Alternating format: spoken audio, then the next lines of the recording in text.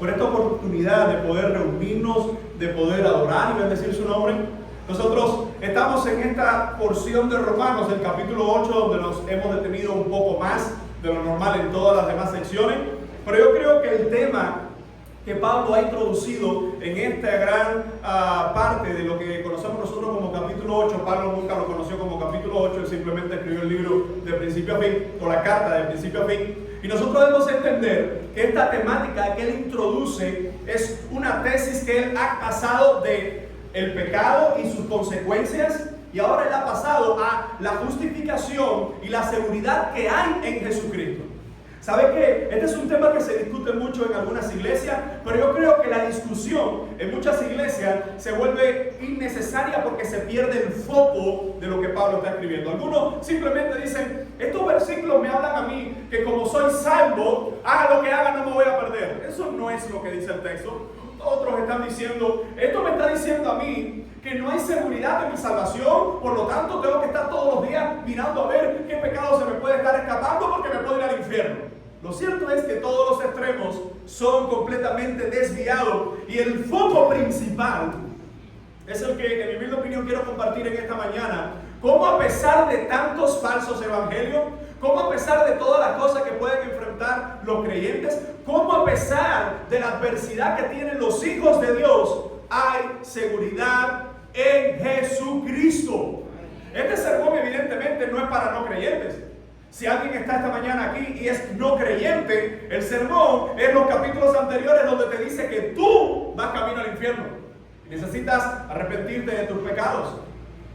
Este sermón es para aquellos que han visto cómo su vida en las manos de Cristo tienen ahora propósito, tienen salvación y tienen seguridad.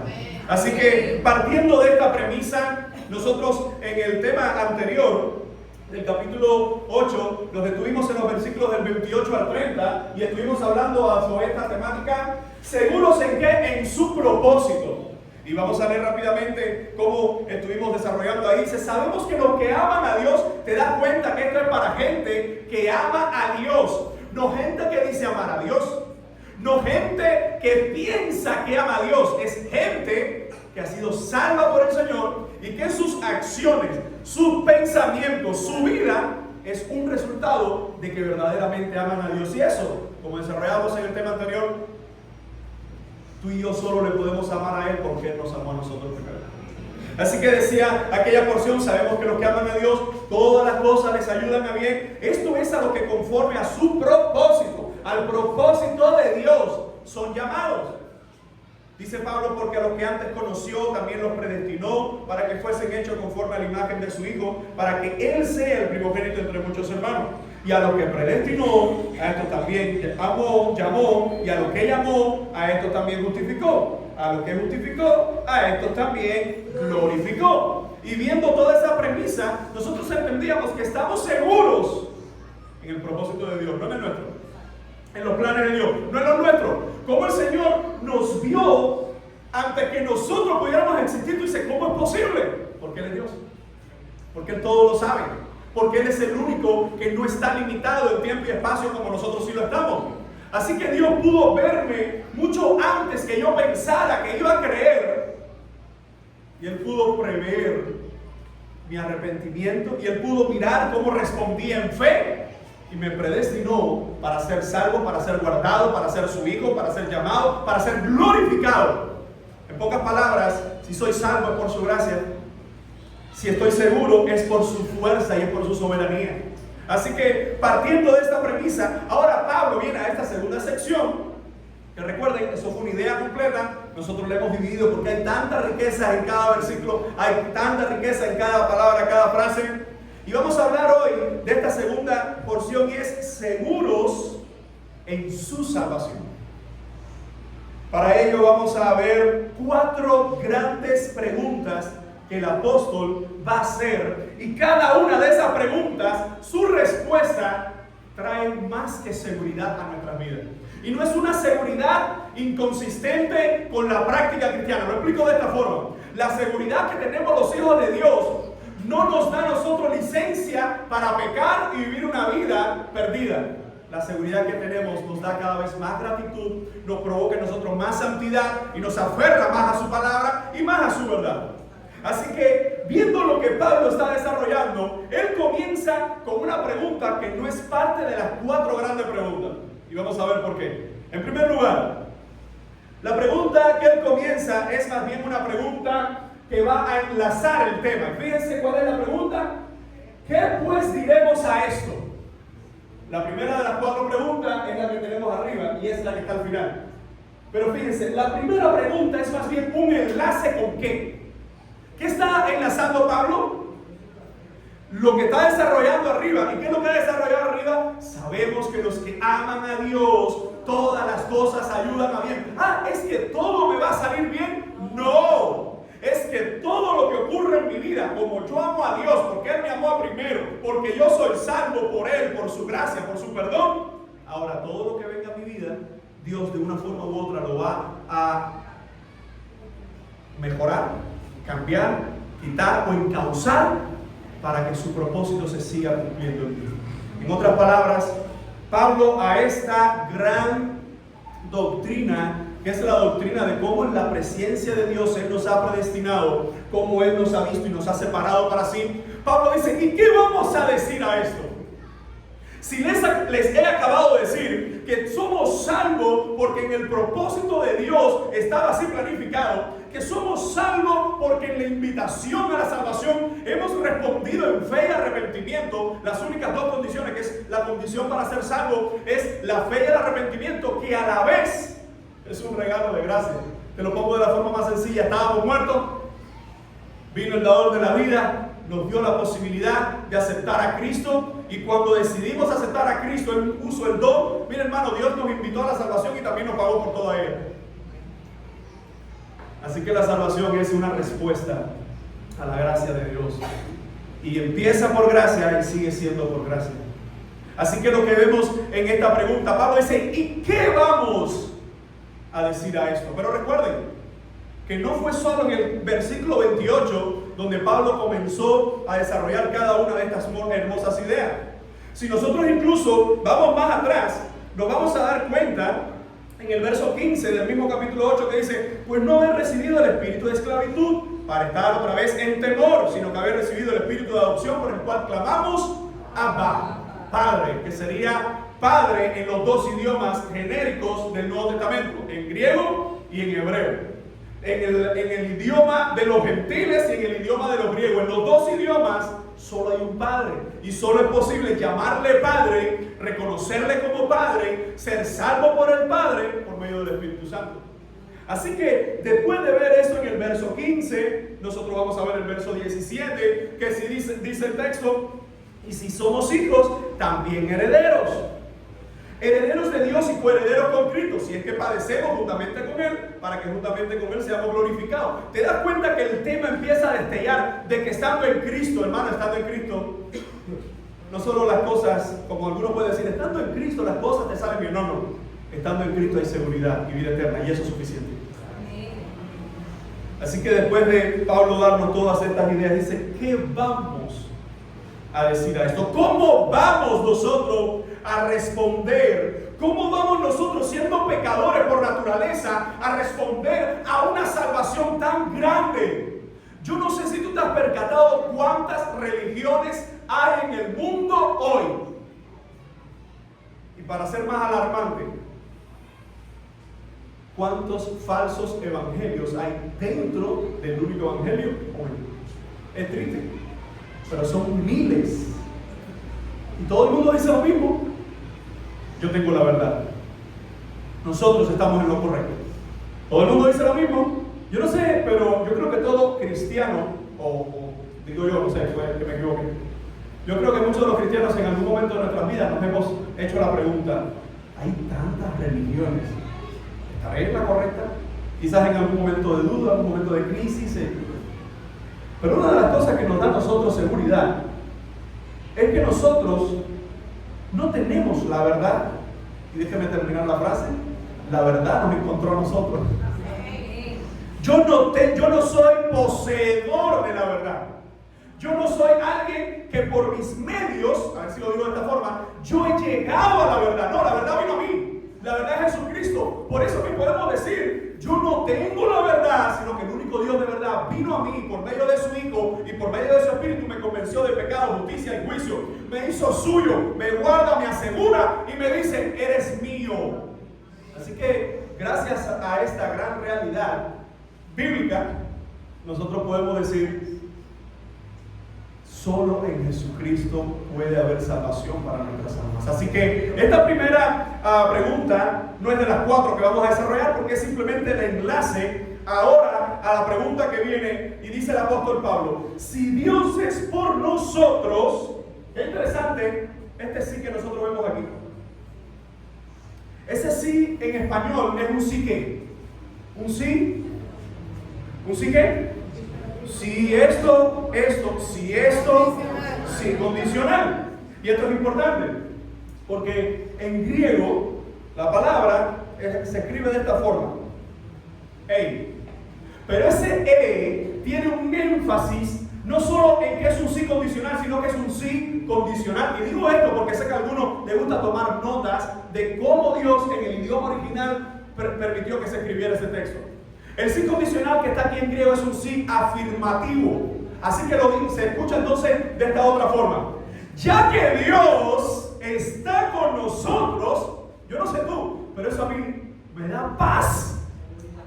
Porque no solo me está diciendo, puede que sí esté, puede que no esté. No. Incluso con lo que viene desarrollando, que hemos sido salvos por Él, que hemos sido llamados por Él, predestinados por Él, glorificados en Él, que se nos ha dado su Espíritu, entonces se entiende, claro, la Reina Valera simplemente nos traduce como un sí, porque el contexto nos va a esclarecer que tiene más tendencia afirmativa a negativa. Te lo voy a decir de la forma más sencilla, y no es que esté poniendo en tela de juicio tu español o tu idioma, sino de la forma más sencilla posible, porque así lo entendieron los que leyeron ese primer texto en el idioma original. Pablo lo que está haciendo es afirmándonos vehementemente. Él dice, ¿qué vamos a decir a esto? ¿Qué vamos a decir a que Él nos amó, a que Él nos llamó, a que Él nos guardó, a que Él nos salvó? ¿Qué vamos a decir a esto? Ya que Dios está con nosotros. Es una declaración que afirma la realidad de los hijos de Dios. Puede ser que haya ocasiones en que usted y yo nos hemos sentido como que Dios no estaciona. Mira, hay una frase que yo desde niño la escuchaba y me traía choque en la iglesia, y es que la gente decía, yo no siento a Dios, pero yo lo veo. Perdón, al revés. Yo no veo a Dios, pero yo lo siento. La gran mayoría decía esa. Aunque mis ojos no te puedan ver, sé que estás aquí. Yo no te veo, Señor, pero te siento. ¿Y por qué esta frase me trajo conflicto a mi mente? Porque había veces, no solo que no lo veía, sino que tampoco lo sentía. Entonces yo decía, estoy mal yo, porque los demás no lo ven, yo no lo veo. Los demás lo sienten, pero yo a veces no lo siento. Y sabe que eso es una realidad distorsionada. ¿Por qué? Porque es cierto que hay momentos de nuestra vida que uno siente, no sabe explicarlo cómo, pero uno siente la presencia del Señor. Que uno sabe que Dios le está hablando, que uno sabe que Dios está obrando de alguna u otra forma, ya sea por los medios que le escoja, por las personas que le escoja. Pero yo no sé por qué, pero hay, por lo menos en mi vida, en la mayor parte de mis tormentas, nunca en mis sentidos o en mis sentimientos, yo he sentido a Dios. Quizás sea el único. Quizás sea el único que cuando estoy en medio de un hospital, en una terapia, que cuando estoy en medio de una situación más crítica, yo ahí no siento tampoco a Dios. Es entonces donde tú y yo debemos entender lo que está diciendo el apóstol en esta frase. Ya que Dios está con nosotros, hermano. Es cierto que nuestros sentimientos fueron dados por el Señor. Es decir, que somos personas sensitivas. Cuando Adán vio a Eva sin pecado, él pudo disfrutar aquella creación. Él dijo, esto es mío. Él pudo experimentar, diferente a la creación posteriormente por el pecado, pero él experimentó, yo estoy seguro que todo tipo de sentimientos gloriosos y maravillosos cuando vio ese monumento, porque era para él, solo para él. En medio de tantas vacas, chivas y serpientes y todas las cosas, esa era lo único que era para él. Es decir, los sentimientos son parte de nosotros. El único problema es que con el pecado nuestros sentimientos son confusos. Por eso que mucha gente dice, no, mi corazón lo que me dice. A mí me da un pánico escuchar esa frase. Ay, mi corazón, es que tengo una corazonada. Ten cuidado con esa corazonada, porque lo que dice Jeremías es que el corazón es perverso y engañoso. Y dice el Nuevo Testamento, Jesús dijo, desde dentro del corazón que salen las fornicaciones, que salen los adulterios, que salen las maledicencias, que salen toda serie de pecaminosidad que hay en nosotros. ¿Por qué? Porque vivimos con una naturaleza pecaminosa. No es suficiente decir, ay, es que mi corazón me lo dicta. Si tú vives escuchando tu corazón, créeme que has dejado de escuchar la voz de Dios. Porque cada vez que escucho mi corazón, yo no sé tú, una vez más, quizás sea solo yo el único pecador, pero cada vez que yo escucho mi corazón, siempre es en contra de la voluntad de Dios. Casi que siempre que mi corazón me dicta algo, yo sé que es lo contrario a eso lo que tengo que hacer. Porque el pecado que mora en mí, la naturaleza pecaminosa, me dice sí, y sí, es este camino, sí, es esta la vía. Mi amado hermano, Pablo nos está diciendo, ya que Dios es por nosotros. Me encanta porque Pablo ha hecho un juego de palabras griegas que parecen incluso al oído tener una rima. Más o menos dice así: Joseos Cuper Humón Tiscafó Gemón. Quizás alguien dice, no sé, olvídate de la traducción. Pero él usa un juego de palabras que dice: si Dios Cuper Gemón, es decir, si Dios está conmigo o está con nosotros, Cuper Gemón, él dice: ¿cada quién contra nosotros? En español es entendible. Si Dios es el que está a mi lado, pregunta, ¿quién contra mí? No está diciendo que no haya gente contra ti, ¿sí o no? No. La pregunta es, si Dios, ya que Dios es por nosotros, pregunta, ¿quién es este nosotros? ¿Quiénes? Los creyentes. Pablo y los romanos en su momento, y los que hemos sido salvos por Jesucristo, que nos unimos a esa frase. Dice, si Dios es por nosotros, ahora viene la primera pregunta: ¿quién contra nosotros?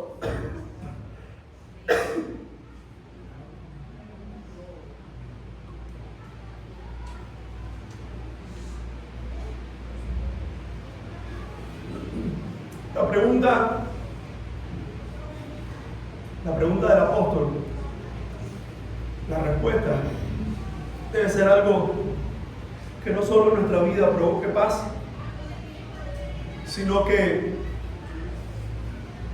nos recuerde todos los días de nuestra vida que Dios no se olvida de sus hijos. Los días que no lo ves, Él está. Porque su presencia no depende de tus sentidos y los míos. El día que no lo sentimos, Él sigue. Porque su presencia no depende de mis circunstancias. Yo voy a tratar de decir esto sin ofender, pero es increíble cómo la gente puede, en su ceguera espiritual, poner la confianza en un ídolo que si chifla se va de la casa. No chifle, que se va. Pero tan rara es el ídolo ese que con un chiflado se va. Trato de decir esto no por ofender. Nuestro Dios, ese Dios que dice ahí que está con nosotros, quiero que entiendas que nosotros vemos la creación y todo cabe en la palma de su mano y todo fue hecho por medio de Él, para Él, por Él, para gloria de Él. La pregunta es, si el creador del universo, si el dueño de toda la gloria está por nosotros, ¿quién puede estar contra nosotros? La pregunta no va dirigida a los adversarios, sino a la compañía que tenemos los hijos de Dios. La pregunta yo creo que se responde por sí sola cuando nos dice, si Dios está por nosotros, ¿qué de todo lo que se pueda levantar en contra nuestra? Amado hermano, yo no sé cuántos necesitamos escuchar esta palabra todos los días de nuestra vida, pero la idea es que no hay posibilidad de que un creyente que se encuentra al lado de Dios no existe. Lo voy a repetir, no existe ni una sola posibilidad de que el creyente que se encuentra con Dios pueda tener oposición con éxito. O te lo digo de una forma todavía más sencilla: si Dios es el que está conmigo, La pregunta es, ¿qué puede levantarse contra mí? ¿Qué puede aferrarse contra los míos? Que Él no pueda hacerle frente. El problema es que a veces nos olvidamos de quién está con nosotros y nos enfocamos más en los problemas que se levantan contra nosotros. Amados hermanos, todos los cristianos pasamos por crisis en la vida espiritual. ¿Y sabe qué? Que la mayoría de las veces que nosotros sentimos como que Dios no está, pero nos aferramos a Él y pasamos por esa tormenta, después, cuando miramos atrás, siempre nos damos cuenta que Él estuvo ahí. ¿Sí o no? ¿Sí o no? ¿Por qué? Porque la Biblia nos habla de que los que se acercan a Dios tienen que creer que Él está con ellos. Esa es la fe. La fe no descansa en las explicaciones coherentes. La fe no descansa en que yo voy a estar en paz si el médico dice, ya se acabó el tratamiento, todo salió bien. Mi fe descansa en que diga lo que diga el médico. Dios sigue siendo mi médico cabecera. Dios sigue estando por encima de las cosas que podemos atravesar. ¿Quién puede decir amén? Así que si la palabra nos dice, la primera pregunta, ¿quién contra nosotros? Si el que está a nuestro lado es el propio Dios. Fíjense cuál es la segunda pregunta entonces. ¿Cómo no nos dará también con Él todas las cosas? Dice, el que no escatimó a su propio Hijo, sino que lo entregó por todos nosotros, ¿cómo no nos dará también con Él todas las cosas? Y yo quiero que entiendas el pensamiento de Pablo. En el primer verso 31, Pablo comienza con una pregunta genérica. ¿Qué vamos a decir a esto? Y viene con una afirmación, ¿sí o no? Viene con una afirmación. Él da la afirmación y dice, si Dios está con nosotros, pues ¿quién va a estar en contra? Ahora miren cómo él introduce la segunda pregunta que nos va a traer seguridad. Dice, el que no escatimó a su propio Hijo, sino que lo entregó por nosotros, ¿cómo no nos dará también con Él todas las cosas? Hermano, yo quiero que tú pienses por un momento en cada una de estas palabras. Voy paso a paso. Dice, el que no escatimó. Yo quiero hacerte esta pregunta. ¿Qué significa para ti el término escatimó? No lo pensó. No lo pensó, no creo, estamos hablando de Dios. Que Dios no piense las cosas. Claro, sé que uno lo está hablando de una perspectiva humana. No le faltó nada, me gusta esa definición. Un poco ahí guajira, pero claro, no le faltó nada por dar. No escatimes. Si vas a echar carne, echa carne. No escatimes. Si vas a poner la corriente, pon el día entero. Dice el texto, el que no escatimó. ¿Qué más puede significar escatimar? Darlo todo. Ajá. ¿Qué más? ¿Cómo? ¿Cómo? No se detiene. De hecho, ¿sabe que la palabra que se usa aquí, escatimar? Voy a leerte lo que dice uno de los mejores diccionarios de idioma. Es una palabra que se escribe así, seidomai. Seidomai, escatimar. Dice, el sentido que se trae, incluso en Romanos 8:32, dice este diccionario, Vidal, dice, no perdonar, no escatimar, no abstenerse. Este texto señala, o esta palabra señala en el texto, que el verbo se usa en la forma negativa para expresar que Dios no se contuvo. Por eso decía que la definición aquella campestre es muy excelente. Dios no se contuvo, Él no se abstuvo, Él no ahorró, Él no retuvo para sí. ¿Pero de quién estamos hablando? Te lo pongo desde otra perspectiva. Cuando tú ves a tu hijo tener una necesidad o pasar una necesidad, que tú no eres, que yo no soy capaz de hacer. Nosotros incluso hasta llegamos hasta el punto extremo de endeudarnos por algo cuando hay que buscar para nuestros hijos. Un medicamento, uno no está bueno, déjame ahorrar, más adelante quizás, no, esto es muy caro, yo no le doy ese gusto a nadie. No, uno no escatima. Y sobre todo cuando está el amor de nuestros hijos, uno no escatima para ir todavía más allá, ¿sí o no? Pero quiero que pienses esto. Pablo está hablando de que nuestro Dios no escatimó, y ese verbo pseudomai, es decir, Él no se guardó nada. Mis amados hermanos, debemos entender que cuando se está hablando de lo que Dios no escatimó aquí, ¿qué es lo que involucra en este no escatimar de parte de Dios? ¿Qué es lo que involucra?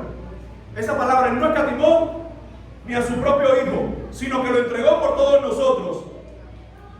La otra palabra, entregó. ¿A qué está haciendo referencia históricamente Pablo? A la muerte del hombre en la cruz. La cruz siendo la muerte más violenta y más vergonzosa del primer siglo. Lo que está diciendo el apóstol es: el Señor no se guardó nada. Cuando se habla de ¿qué? De su Hijo entregado en una cruz para hacernos felices. ¿Es eso lo que dice el texto? ¿Para qué lo entregó en aquella cruz? ¿Para qué lo entregó? ¿Para qué dijo Jesús, tetelestai? Él dijo, ha sido todo consumado. La sangre del cordero puesta en el madero, los burlones riéndose, los burlones catimando, y en medio de todo eso, el Hijo grita, todo ha sido consumado. Amado hermano, quiero que lo entiendas de esta forma. Hay un similar que yo he estado meditando en estas semanas, en este versículo sobre todo, que a mí me ha sacado las lágrimas. Y es el pasaje que podemos buscar. Vamos a buscar un momento. Génesis, por favor. Génesis capítulo 22. Algunos ya irán atando cabos. Génesis capítulo 22 nos habla de un anciano que recibió una promesa de que iba a ser padre en su vejez. Él se ríe, su esposa se ríe, porque son, además de ser ancianos, su esposa es estéril. Dios le da el hijo, le llaman Isaac, y a los 13 años por ahí aproximadamente, el Señor le dice, ve y sacrifícame a Isaac. Pero a mí lo que me encanta es cómo la narración que nos da el Génesis es tan lineal, es decir, no entra a detalle. ¡Ojo! Estamos hablando un anciano sin hijo, que sea de él, Dios le da el hijo, 13 años después, ya eso es un joven, ya se habla, piensa, razona, más menos, más, pero ya se expresa, se comunica, y le dice, vamos a ofrecer en el desierto, a ofrecer una ofrenda al Señor. Así que cuando vamos a Génesis capítulo 22, no podemos leer todos los versos, vamos desde el 9. Dice, cuando llegaron al lugar que Dios le había dicho, edificó allí Abraham un altar y compuso la leña y ató a Isaac su hijo y lo puso en el altar sobre la leña y extendió. ¿Te das cuenta que en un solo versículo es lineal? Un padre atando a su hijo para sacrificarlo, porque no fue que se despertó medio loco, sino que Dios le dijo que tenía que hacerlo. Padres, hijos, pongámonos en la piel de este hombre.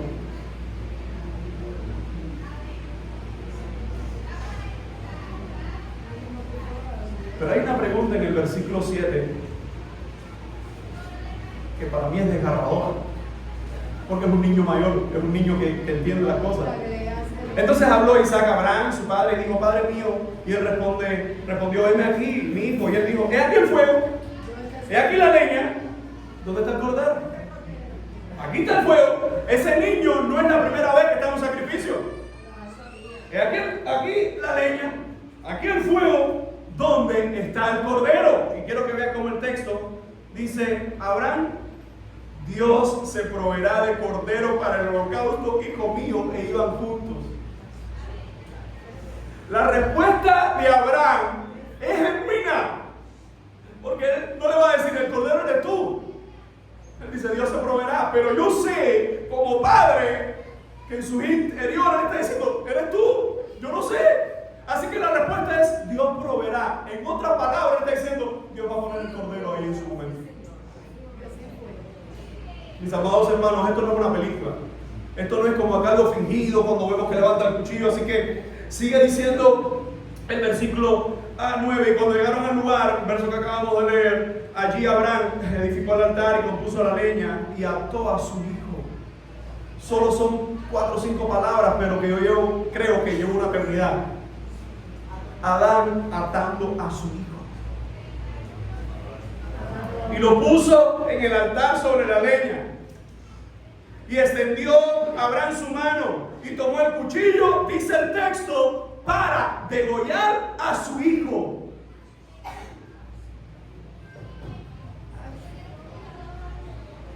Yo no he encontrado todavía un padre cristiano que diga, yo lo hubiese hecho, yo no lo hubiese hecho, yo no puedo. Por eso Dios sabe, Dios no nos pone una prueba más grande que la que podamos pasar. Y dice el texto, hermano, por eso quiero que entiendan, son tan pocos versículos que dicen, esto es una película, esto es una serie, en 2 versos esto es una serie, un padre levantando el cuchillo para degollar a su hijo, porque desde el cielo se le dio una orden. Y dice el texto, y extendió Abraham su mano y tomó el cuchillo para degollar a su hijo atado. Entonces el ángel de Jehová le dio voces desde el cielo y le dijo, Abraham, Abraham, y él respondió, heme aquí. Abraham había hablado en varias ocasiones con el Señor o con su ángel, pero yo creo que esta es la voz más gloriosa que puede escuchar Abraham, porque está a segundos de degollar a su hijo. Heme aquí. Y dijo, no extiendas tu mano sobre el muchacho ni le hagas nada, porque ya conozco que temes a Dios, por cuanto no me rehusaste tu hijo, tu único. Entonces alzó Abraham sus ojos y miró, y aquí a sus espaldas, ¿qué cosa? Jehová ha provisto un cordero. Dice, ¿qué había en ese lugar? Dice, un carnero trabado en un zarzal por sus cuernos. Estaría, no podemos especular si estaba o no estaba, no sabemos. Lo cierto es que Abraham iba a matar a su hijo y en medio de eso el ángel le dice, conozco que temes a Dios.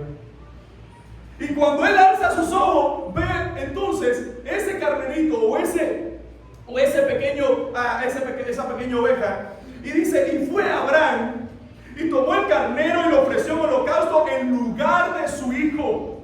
Y llamó a Abraham el nombre de aquel lugar una hora antes. ¿Y dónde está el cordero? Jehová proveerá. El cordero ha sido provisto y él dice, este lugar se llama el Señor provee. Por tanto, así se dice hoy, en el monte de Jehová será provisto. La pregunta, ¿qué fue provisto? Un cordero. ¿En cómo se ofreció ese cordero? En sacrificio. ¿En lugar de quién? De Isaac. Y miren ahora este texto, verso 15. Y llamó el ángel de Jehová a Abraham por segunda vez desde el cielo. Si la primera es importante, la segunda es más, porque este es el verdadero propósito por cual se desarrolló todo ese pasaje. Y dijo, por mí mismo he jurado, dice Jehová, que por cuanto has hecho esto y no me has rehusado a tu hijo, tu único hijo, de cierto te bendeciré y multiplicaré tu descendencia como las estrellas del cielo y como la arena que está a la orilla del mar, y tu descendencia poseerá las puertas de sus enemigos. Dice, en tu simiente serán benditas todas las naciones de la tierra por cuanto obedeciste a mi voz. Cuando tú lees ese texto, los falsos y perversos y diabólicos predicadores hoy dicen, el Señor lo que quiere es bendecirte, extender tu cabaña y hacerte rico y llenarte de gloria y llenarte de salud. Eso es lo que se hace, esos perversos sobre este texto. Pero una pregunta,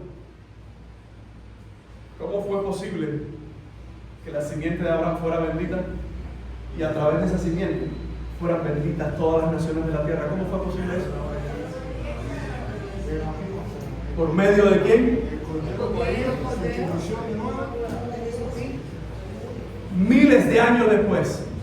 No es el mismo lugar. En Moriah, donde se estaba desarrollando esta unción, está cerca del templo, pero no es el Calvario.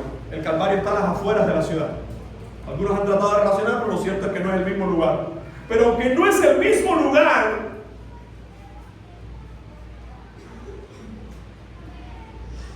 el Señor desde el cielo, vamos a verlo desde la perspectiva de Dios. porque siempre vemos el texto de la perspectiva de Abraham levantando el cuchillo desde el cielo. Dios mirando, Dios sabe todo lo que va a pasar, nada le va a impresionar.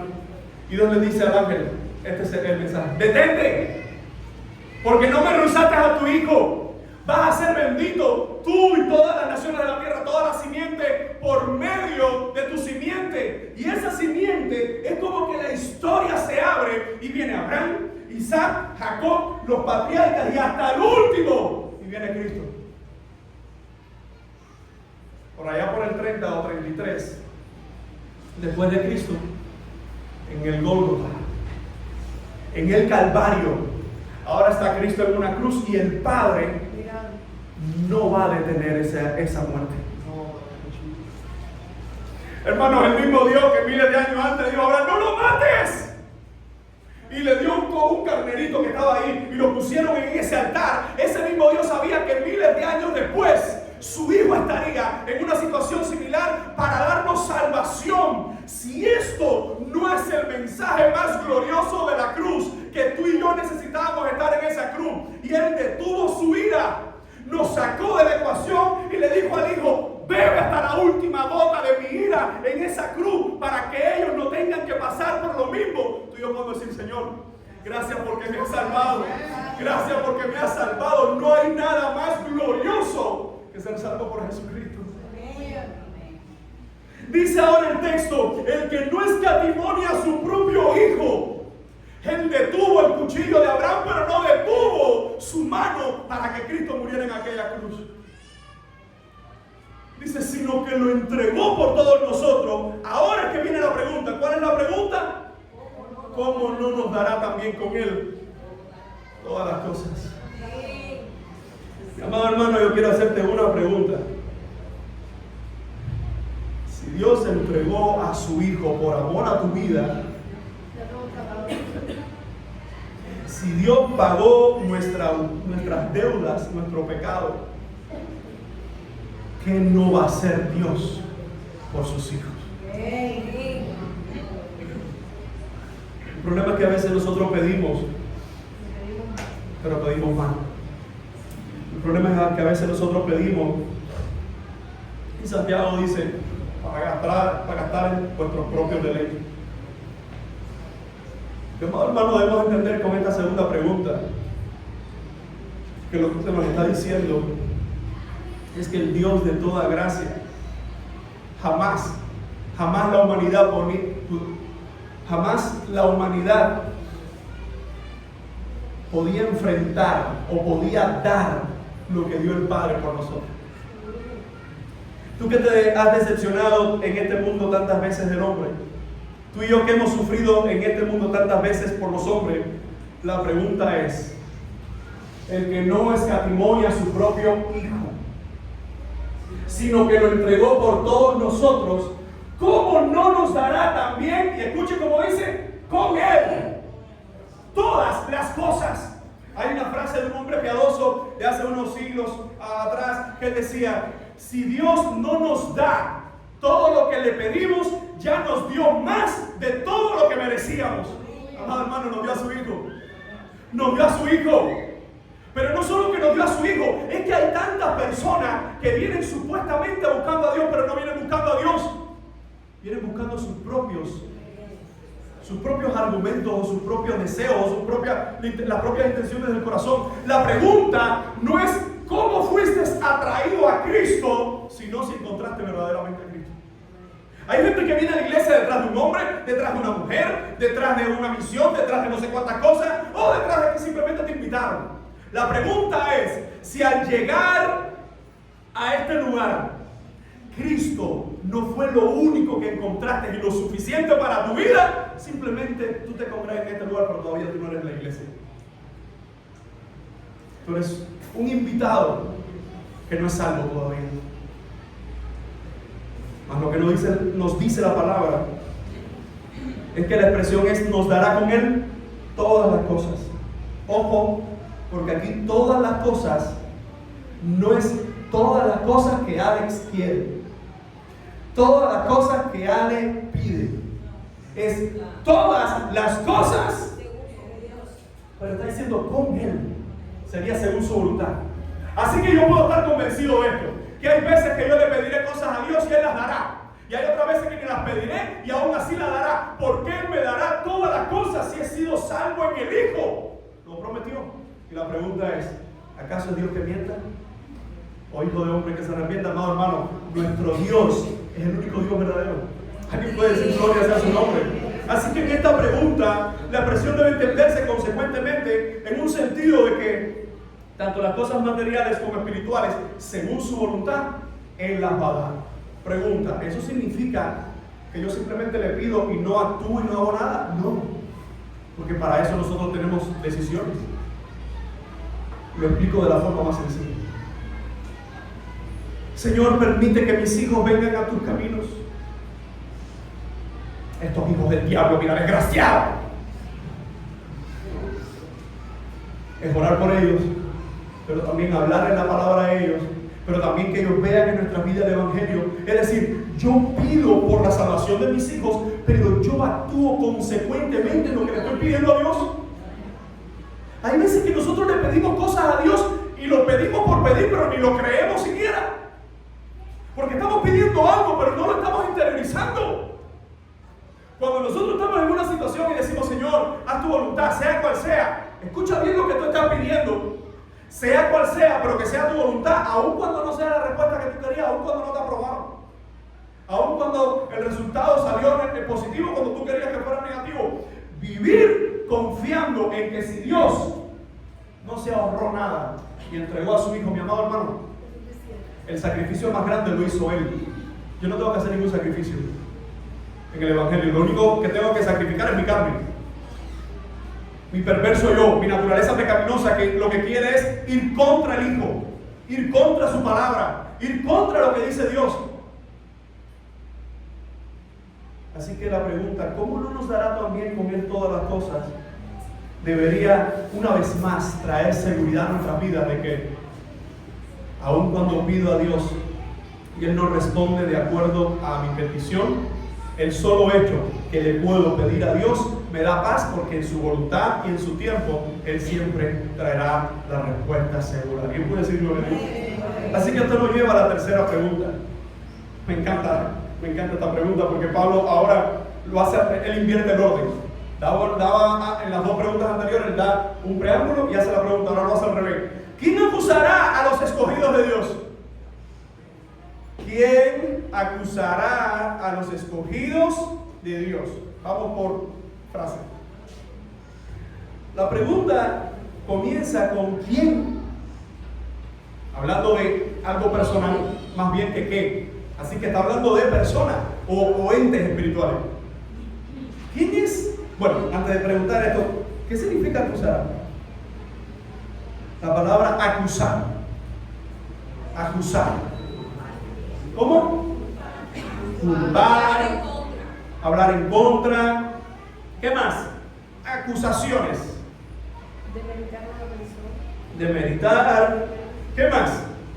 Sobre el término acusar. Enjuiciar. Muy buena definición, hermana. Porque esa palabra, acusar, en griego es enkalese. La palabra enkalese es un término judicial. De hecho, cuando nosotros entendemos que esa palabra es judicial, significa que se usaba en las cortes. Era una palabra netamente de los abogados o de los jueces del primer siglo. Y fíjense cómo Pablo, claro, en los primeros capítulos ya él acusó a todo el mundo, ya todo el mundo quedó que somos pecadores todos ante Dios. Y él ahora aquí está diciendo, ¿quién acusará? Hablando del futuro, ¿quién acusará? Es decir, ¿quién puede presentar acusaciones? ¿Alguien recuerda cómo se llama o cómo se le nombra a Satanás? Sí, o con minúscula. Esto no es falta de ortografía. Diablo se escribe con minúscula, ¿por qué? En el Nuevo Testamento usted siempre lo va a encontrar con minúscula, porque eso no es un nombre propio, eso es un adjetivo. No sé si lo sabía. Por eso es que está con minúscula.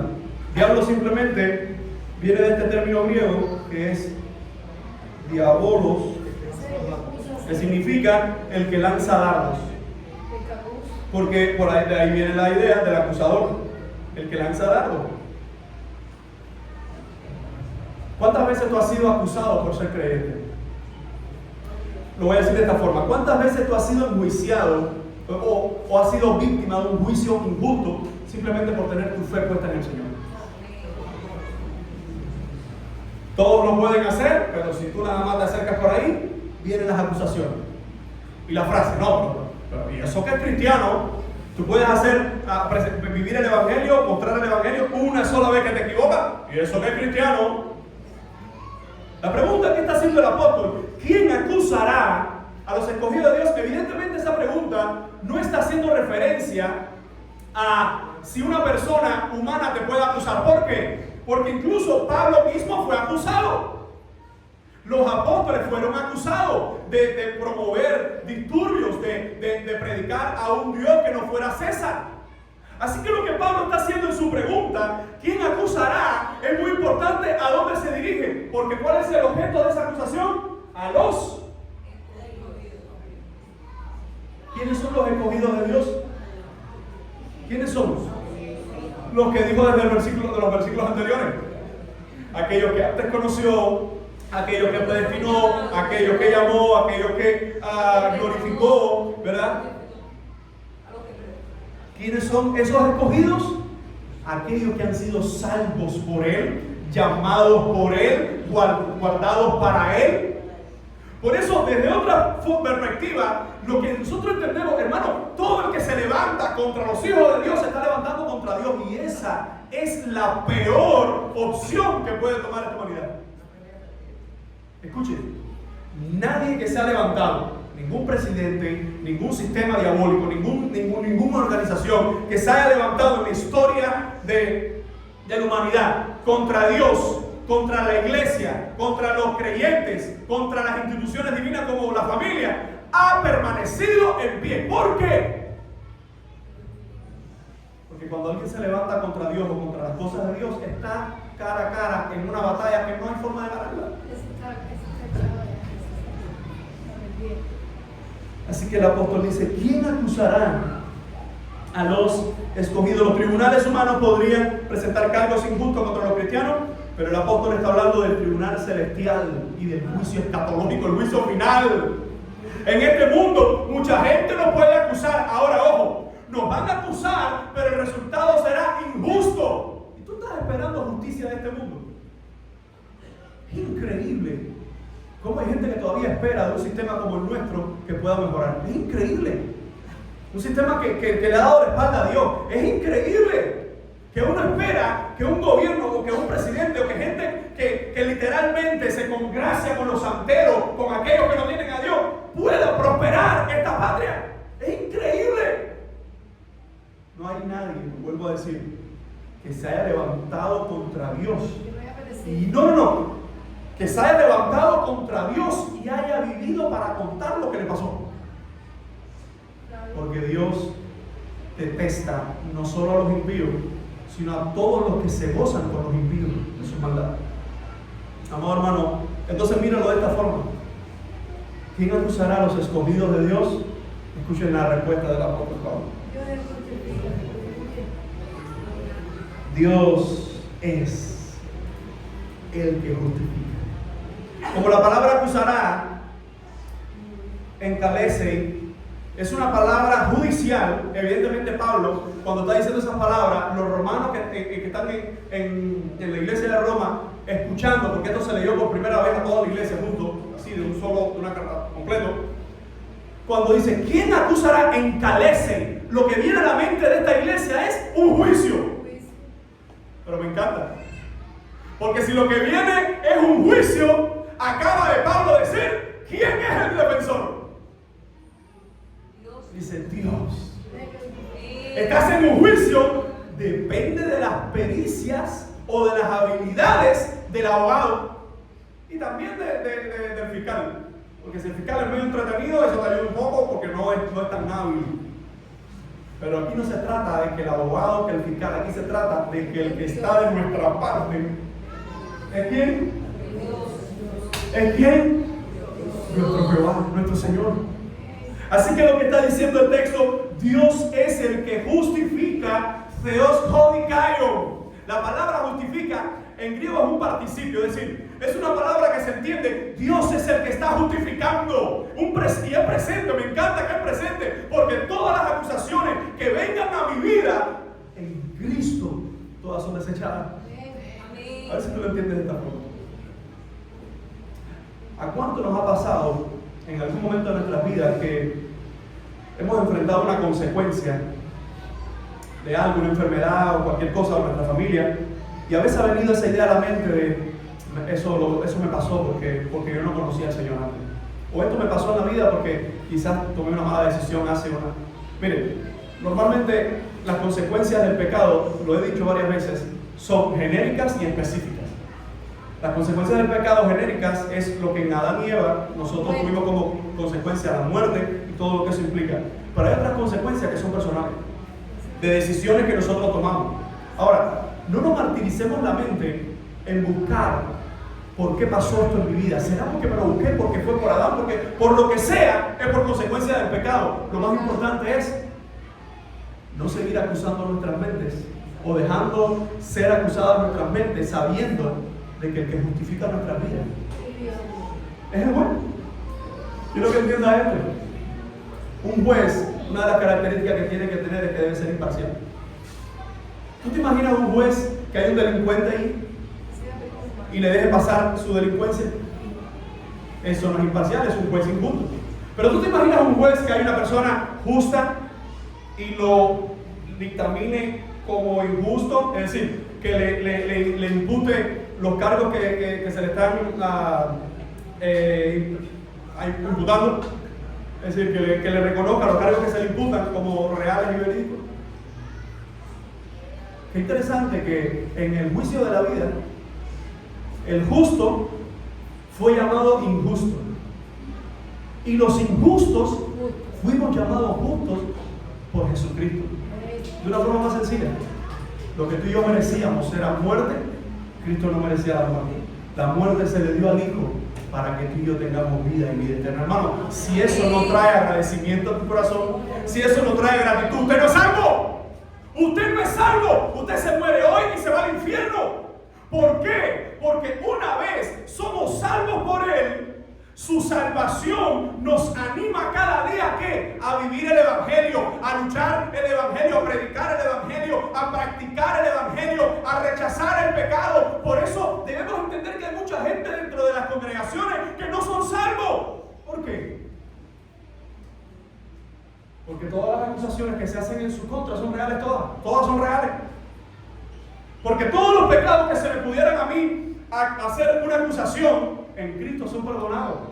Pero cuando yo simplemente estoy en una práctica de pecado, Dios no me puede justificar. ¿Por qué? Porque todavía no he sido salvo por Él. Porque todavía no he entendido que su gracia es más grande que mi maldad. Y te lo digo de esta forma: que Dios nos salve implica más santidad en nuestras vidas, no liviandad. Y bueno, si al final me va a justificar, no importa, voy a hacer lo que quiera. No. De hecho, eso es una característica de que somos salvos, que anhelamos más su santidad. Así que lo que Pablo dice: ¿quién acusará a los escogidos de Dios? Dios es el que justifica. No existe posibilidad alguna de acusar a los cristianos y salir airosos contra ellos, porque Dios es el que justifica. Lo vuelvo a decir de esta forma: no existe posibilidad alguna de acusar a los cristianos y salir airosos contra ellos, porque Dios es el que nos justifica. ¿Alguien dice amén? En otras palabras, la propia maldad de nuestros corazones no nos termina derrumbando, porque Dios de toda gracia ha puesto su Espíritu Santo en nuestros corazones para darnos testimonio de que somos sus hijos y de que Él nos está justificando. ¿Alguien dice amén? Así que por último, la cuarta pregunta, dice el versículo: ¿quién es el que condenará? La pregunta anterior tiene que ver con la acción de imputar los cargos, acusar. Ahora esta tiene que ver con qué? Con el resultado, ¿sí o no? Dice: ¿quién es el que condenará? ¿Quién es el que condenará? Y es sumamente importante porque esa palabra catacrino evidentemente está hablando del juicio final. Está hablando de, hay juicios temporales, hay juicios, cuando digo temporales, en esta vida que se nos pueden presentar, ataques que se nos pueden presentar, pero hay un catacrino final, que es la condenación final. Y el apóstol dice, bueno, ¿quién es el que condenará? ¿Y quién entra en la ecuación? Si tú hablas de arrepentimiento, en la ecuación tiene que entrar Cristo. Si tú hablas de perdón, en la ecuación tiene que estar Cristo. Si tú hablas de gracia, en la ecuación tiene que estar Cristo. Si hablas de pecado, estamos nosotros. Pero dice, ¿quién es el que condenará?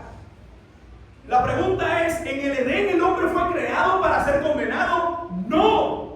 En el Edén el hombre fue creado para dar gloria al Padre, gloria a la Trinidad. El pecado entró y ahora está el programa de la redención. ¿Y la redención qué cosa es? La obra completa de Cristo aplicada en la cruz del Calvario para salvación de nuestras almas, para volver al Edén y lo que se perdió, que era la santidad y la relación con Dios, ahora se puede rescatar por medio de Cristo. En otras palabras, ¿quién puede condenar? Bueno, aquí no se está hablando del diablo. ¿Sabe por qué? Yo no sé, hermano, yo no sé por qué. La gente piensa que el diablo está en el infierno con un tenedor, una cosa esa, tridente, un tenedor. Que el diablo está con un tridente y está pinchando, ¡ah! Ahí, sufre. Y todo diabólico que se ha vuelto y toda esa gente, ahí está, ahí pinchando ahí, y toda esa gente. ¿No? ¿Por qué? ¿Para qué fue diseñado el infierno? Mateo, ¿qué dice? Para Satanás y sus ángeles, que son sus demonios. Eso significa que el propio acusador de las almas será sentenciado. A ver si tú lo entiendes de esta forma. El enemigo de las almas tiene un juicio pendiente que no esperará. Los que viven en su pecado tienen un juicio pendiente que no esperará. La pregunta es, ¿quién es entonces el que condenará? Y quien está en toda la discusión, ¿quiénes son? Los creyentes. ¿Quién es el que condenará a los creyentes? Y me encanta cómo el apóstol inicia diciendo que Cristo. Miren las 4 cosas que habla de Cristo. Dice, primero, Cristo es el que, primera acción, dice murió. Ahora, ojo, la pregunta, ¿de qué viene? De condenación. Miren la respuesta. ¿Quién es el que condenará? La respuesta entra en la ecuación, Cristo. En otras palabras, ¿quién puede levantar la acusación final y terminar con este acusado? Sale Cristo y dice, espérate. Cristo es el que murió. Y algunos dicen, sí, él murió. Sí, murió, es verdad. Pero ya se quedó ahí muerto. Dice, no. Él es el que murió. Y dice ahora, más aún. Me encanta.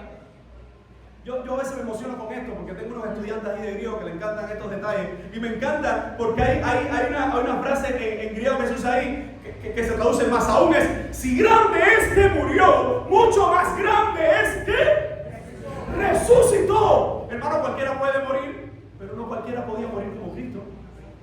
Es decir, cualquiera podía morir en una cruz, pero ninguno podía morir en la cruz como lo hizo Cristo sin pecado. Algunos fueron resucitados por Dios, tanto en el Antiguo como en el Nuevo Testamento, pero ninguno fue resucitado como Cristo resucitó, que es la nueva resurrección. La primicia, es decir, la garantía de que hay una resurrección gloriosa para nosotros. Así que miren las 4 cosas que se dice de nuestro Señor. Cristo es el que murió, pero más grande todavía, el que resucitó. El que además está a ¿dónde está? A la diestra de Dios. ¿Y qué dice? Antes, el que está a la diestra de Dios. ¿Qué significa el término diestra en la mentalidad hebrea en todo el Antiguo Testamento? Algunos dicen derecha, tan profundo. Sí, es verdad que diestra significa derecha. Pero más profundo. ¿Qué significa diestra? Diestra, a la derecha.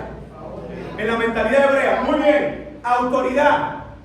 La diestra de Dios, poder. La diestra del Señor, bondad.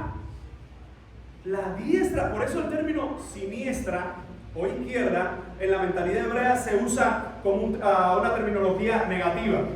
Yo no sé si usted sabía que incluso los hebreos, hasta para escribir, ¿cómo escribimos nosotros?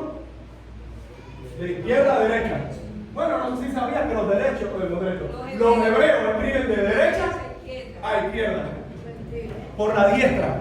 La idea de la diestra, por eso que los libros hebreos, si usted toma una Biblia hebrea, no la abres así, sino que la abres así, de acá para acá.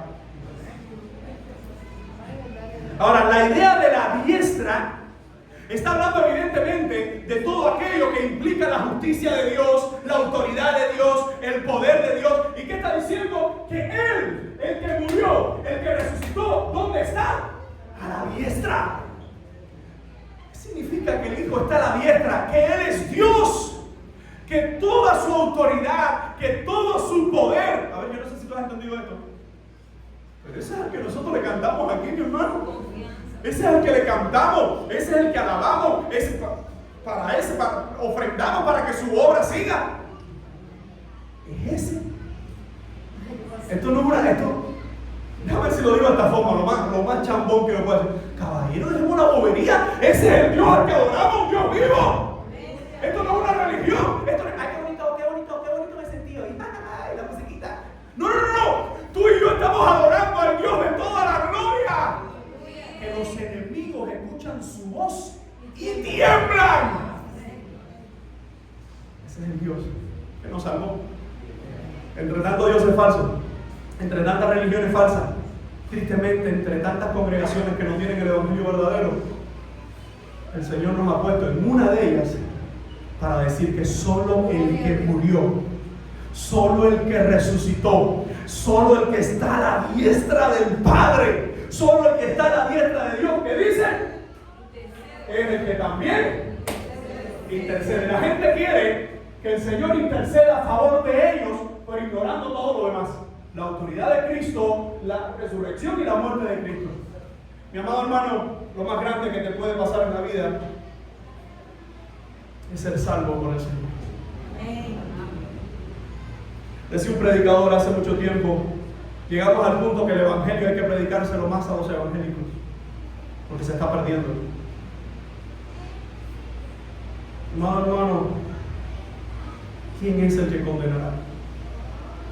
¿Quién puede condenar nuestras vidas? Y quiero que lo entiendas de esta forma. ¿Quién es el único que puede mandar a la gente al infierno? Cristo. Por eso que entiende que esto es para salvo. Esto es para gente que ha sido salva por Jesucristo. Esto es para gente que está viviendo a Cristo de verdad. Está diciendo, ¿quién es el que condenará? Algunos pueden decir, Cristo. Sale Cristo y dice, no, pero en este caso está hablando de mis hijos. Aquí no hay condenación. Aquí no hay condenación. Aquí lo que hay es intercesión. Cuando tú ves eso, que el Padre me ama, que el Hijo intercede por mí, que su Espíritu Santo habita en mí, hermano, la Trinidad a favor de nosotros, ¿quién contra nosotros? Alguien me decía, ¿ustedes los bautistas libres predican seguridad de la salvación? Les decía, es lo que más amo de predicar. Es lo que más amo predicar, la seguridad de mi salvación. Porque se trata de Cristo, de Cristo, de Cristo. Hay de aquellos que su vida es una práctica de pecado. Para ellos no hay salvación. Evidentemente no hay salvación. Pero para aquellos que estamos aferrados a Cristo, viviendo para Cristo, amando a Cristo, fallando pero reconciliándonos con Cristo, entendemos que nada nos puede destruir nuestra salvación. Porque el único que nos pudiera separar es el mismo que nos justifica. Hermano, ahí donde está la gloria de nuestra vida cristiana. Que esto no se trata de nosotros, se trata de Él. Así que quisiera terminar en esta mañana. ¿Quién es? Miren la pregunta. Vamos a terminar con las preguntas. Vamos a leer las 4 preguntas, Romano. Dice, ¿qué vamos a decir a esto? Pregunta número 1. Si Dios es por nosotros, ¿quién contra nosotros? Él está por nosotros. El que no escatimó a su propio Hijo, sino que lo entregó de todo, por todos nosotros. Pregunta número 2, ¿cómo no nos dará también con Él todas las cosas? Pregunta número 3, ¿quién es el que acusará a los escogidos de Dios? Dios es el que justifica. ¿Quién es el que condenará? Pregunta 4. Cristo es el que murió, el que resucitó, el que está a la diestra de Dios y el que intercede por nuestras vidas. Hermanos, hay seguridad para los que estamos en Cristo. Yo quisiera que pudiéramos orar a nuestro Señor. Señor, gracias por tu amor, por tu palabra, por tu evangelio. Solo tú salvas, solo tú das vida y vida eterna. Pedimos perdón por nuestras faltas. Si hay alguien en este lugar, Señor, que está en una práctica pecaminosa, sé con su vida que tu Espíritu Santo confronte su corazón y que salga de esa perversidad o que salga de esa práctica. Y ayúdanos a todos nosotros que te podemos fallar día a día. Nuestras palabras, nuestros pensamientos, nuestras acciones. Porque queremos agradarte con todo lo que somos, Señor. No para ser salvos, sino porque entendemos que siendo salvos por medio de Cristo, queremos darte gloria en todo lo que hacemos, Señor. Gracias porque nadie puede acusarme porque tú me justificas. Gracias porque nadie puede condenarme porque tú me guardas. Gracias porque mi salvación está segura porque está en tus manos, Señor. Te bendecimos, te damos gloria y rogamos en el bendito nombre de Jesús que seas con tu iglesia. Solamente a ti sea toda la gloria en el bendito nombre de tu Hijo amado. Amén y amén.